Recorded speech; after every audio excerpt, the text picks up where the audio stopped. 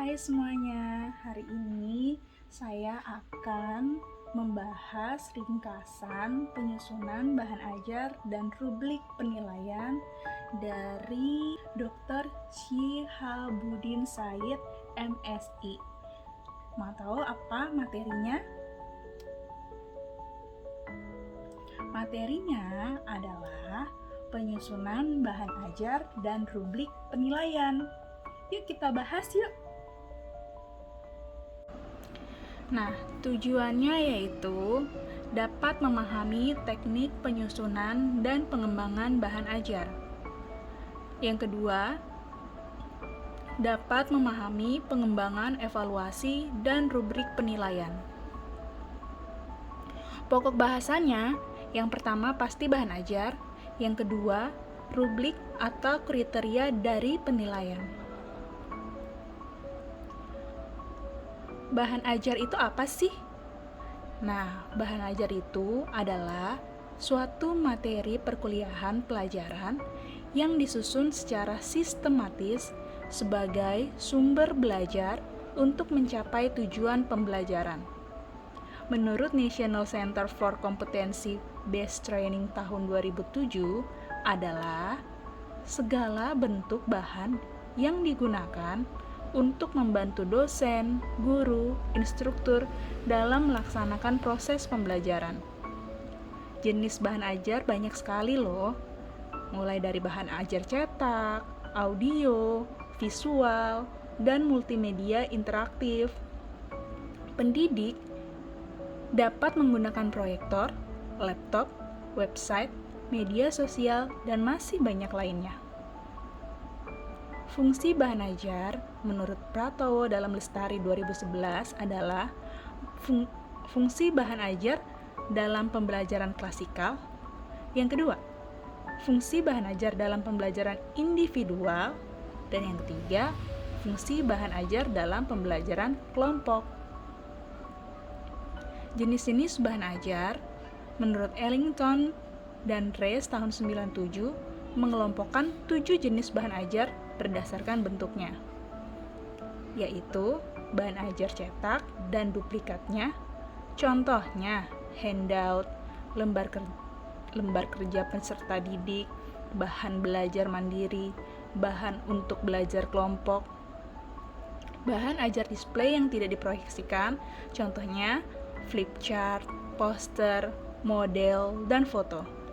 Bahan ajar display diam yang diproyeksikan, contohnya slide, film strip, dan lain-lain. Bahan ajar audio, misalnya audio disc, audio tapes, dan siaran radio. Bahan ajar audio yang dihubungkan dengan bahan visual diam, misalnya program slide suara, program film strip bersuara, tape model, dan tape realia. Bahan ajar video, misalnya siaran televisi dan rekapan video tape. Bahan ajar komputer, misalnya computer assist instruction dan computer based tutorial. Berdasarkan berbagai sudut pandang beberapa ahli tersebut dapat dibagi dua kelompok besar, yaitu jenis bahan ajar cetak seperti buku, modul, handout, dan lembar kerja. Yang kedua, bahan ajar non-cetak, bahan ajar yang dikembangkan dari barang sederhana, bahan ajar diam dan display, video, audio, dan overhead transparencies, seperti yang kita lakukan saat ini, menggunakan video audio. Teknik penyusunan bahan ajar cetak antara lain: 1.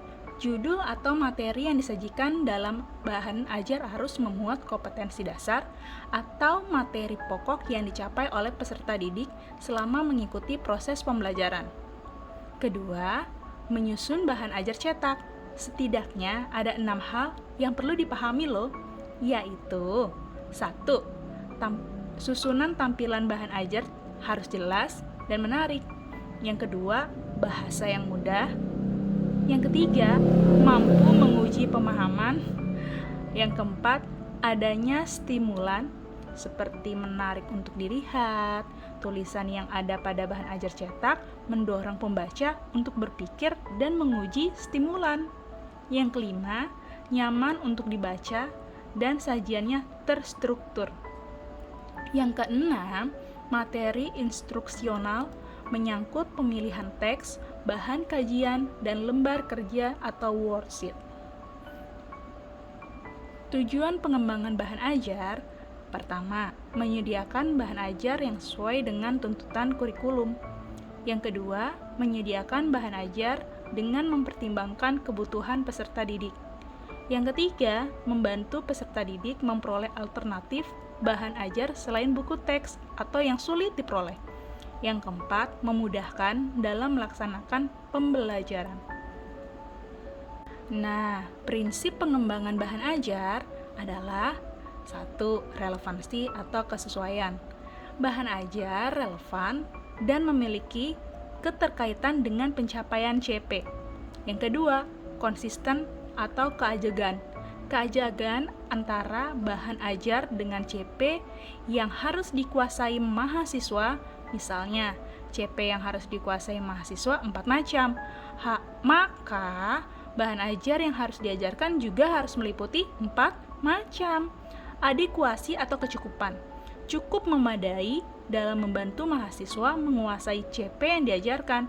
Yang kedua, bahan ajar tidak boleh terlalu sedikit dan tidak boleh juga terlalu banyak karena nanti akan membuat mahasiswa atau yang diajarkan itu cepat bosan. Langkah-langkah pemilihan. Pertama, mengidentifikasi CP yang menjadi acuan atau rujukan pemilihan bahan ajar. Kemudian, mengidentifikasi jenis-jenis materi bahan ajar. Dipilah-pilah dulu nih. Nah, kemudian setelah itu memilih bahan ajar yang relevan dengan CP yang telah teridentifikasi. Terakhir, memilih sumber bahan ajar. Ruang lingkup atau skop bahan ajar itu ada 2, keluasan atau wide, kedalaman atau deep. Keluasan atau wide itu menggambarkan berapa banyak materi atau isi yang dimasukkan ke dalam suatu bahan pembelajaran. Kedalaman atau deep, seberapa detail konsep-konsep yang harus dipelajari atau dikuasai oleh mahasiswa. Urutan bahan ajar atau sequence yaitu ada 2, pendekatan prosedural, yang kedua pendekatan hierarkis. Pendekatan prosedural adalah menggambarkan langkah-langkah secara urut sesuai dengan langkah-langkah melaksanakan suatu tugas. Jadi ada urutannya, ada langkah-langkahnya, ada 1, 2 gitu. Nah, pendekatan hierarkis itu menggambarkan urutan yang berjenjang dari mudah ke sulit atau dari yang sederhana yang ke kompleks. Jadi lebih ke hierarki sih ini. Cara penyajian bahan ajar yaitu urutan uraian sequence secara teratur. Kemudian penahapan penyajian. Penahapan penyajian juga dibagi menjadi 6. Pertama, sederhana ke kompleks. Kedua, mudah ke sukar atau ke sulit. Yang ketiga, saling memperkuat bahan kajian terkait. Keempat, menarik minat dan perhatian maha peserta didik. Yang kelima, menantang dan merangsang maha peserta didik untuk mempelajari buku. Yang keenam, pengorganisasian dan sistematika penulisan memperhatikan aspek kemampuan maha peserta didik. Secara sistematis, kerangka dan langkah menulis buku ajar itu mulai dari yang pertama, yaitu menyusun RPS atau rencana pembelajaran semester. Nah, menyusun RPS itu ada langkah-langkahnya lagi, yaitu sebagai acuan proses pembelajaran. Yang kedua, RPS sebagai materi atau substansi buku ajar. Yang ketiga, RPS harus memuat CPMK dan sub CPMK sebagai sasaran tujuan yang ingin dicapai. Yang kedua, mulai menyusun outline. Nah, mulai menyusun outline ini terbagi menjadi 3, pendahuluan, bagian isi, dan bagian akhir. Pendahuluan itu terdiri dari deskripsi mata kuliah, CPMK dan sub CPMK, petunjuk penggunaan buku ajar, kompetensi prasyarat. Bagian isi itu terdiri dari 7. Pertama, judul atau topik pembelajaran. Kedua, uraian tentang tujuan kegiatan pembelajaran. Yang ketiga, materi pembelajaran yang sesuai dengan topik pembelajaran. Diikuti contoh atau kasus atau gambar, grafik, dan lain-lain. Yang keempat, kesimpulan dari materi pembelajaran. Yang kelima, tugas atau feedback mahasiswa. 6.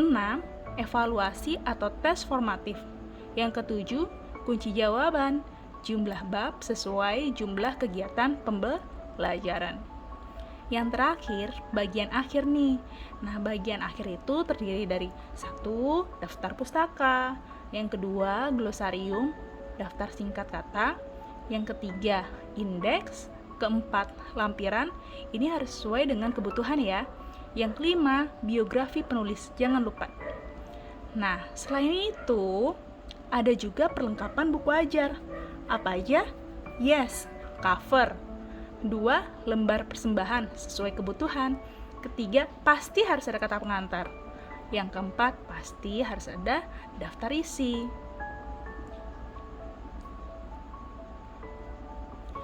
Mengembangkan evaluasi atau penilaian. Penilaian adalah mengambil suatu keputusan terhadap sesuatu dengan ukuran baik buruk. Penilaian bersifat kualitatif.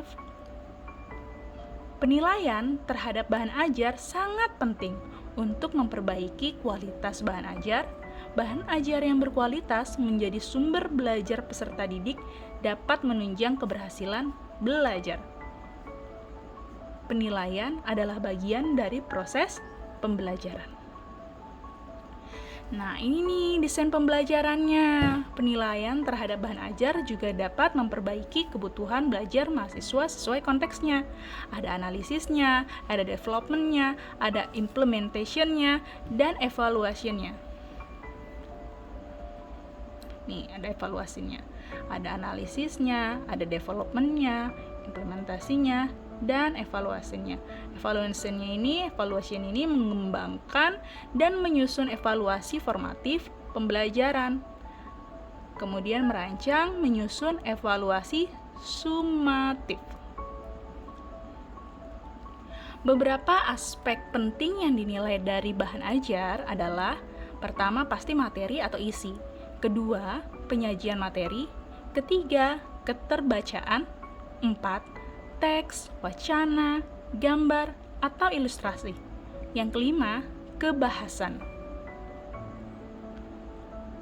Teori penilaian dalam pengembangan bahan ajar, menurut Dick and Carey, dinilai dan diperhatikan harus: 1. Memperhatikan motivasi belajar yang diinginkan.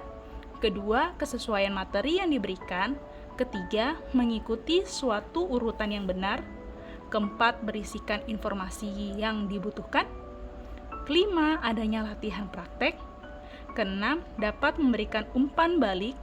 Dan yang terakhir, tersedia tes yang sesuai dengan materi yang diberikan. Apa aja sih tesnya? Tersedia petunjuk untuk tindak lanjut ataupun kemajuan umum pembelajaran. Yang kedua, tersedia petunjuk bagi peserta didik untuk tahap-tahap aktivitas yang dilakukan. Terakhir, dapat diingat dan ditransfer oleh peserta didik. Validasi kelayakan bahan ajar yang dikembangkan dilakukan dengan cara: pertama, uji coba keterbacaan. Yang kedua, penilaian bahan ajar secara keseluruhan oleh pengguna sasaran. Yang ketiga, uji terhadap capaian skor hasil belajar. Nah, ini adalah lembar evaluasi penilaian bahan ajar. Itu ada jenis bahan ajar cetak, buku, judulnya nanti apa gitu kan, kompetensinya apa. Nah, itu ada nomor, variabel, indikator, hasil evaluasinya ya atau tidak. Nanti di sini ditinggal dicontreng aja nih gitu. Nah, kecermatan isi, misalnya nomor 1 nih, kecermatan isi nih. Nah, kecermatan isi itu indikatornya ada 3. Yang satu valid, yang kedua selaras nilai sosial, yang ketiga mutakhir. Nah, hasil evaluasinya apa nih? Kecermatan isi, indikator valid, misalnya hasilnya ya, nanti di sini dicontreng, streng gitu. Nah, terus yang kedua kecermatan isi, indikator selaras nilai sosial, hasil evaluasinya, misalnya ya lagi nih, contreng, set, gitu. Nah, yang ketiga kecermatan isi, indikator mutakhir, hasilnya ya juga contreng, trik gitu. Ya, begitu juga nomor 2, ketepatan cakupan isi beserta indikatornya dan seterusnya. Dari tabel di atas yang tadi, kita dapat melakukan analisis penilaian. Setelah melakukan penilaian terhadap bahan ajar, maka kita lakukan analisis terhadap berbagai aspek yang perlu diperhatikan dalam mengembangkan bahan ajar. Setelah itu, baru dihasilkan sebuah keputusan atau kesimpulan terhadap bahan ajar. Apakah sudah mencapai tingkat kelayakan, kesesuaian dengan tujuan, dan ketepatan terhadap isi dan materi, serta apakah perlu dilakukan perbaikan atau tidak. Nah, kesimpulannya, pengembangan buku ajar harus sesuai dengan kurikulum dan dinamika yang ada. Kemudian, evaluasi buku ajar diperlukan untuk menghasilkan desain bahan ajar yang baik akan meningkatkan kualitas pembelajaran dalam mencapai CPL.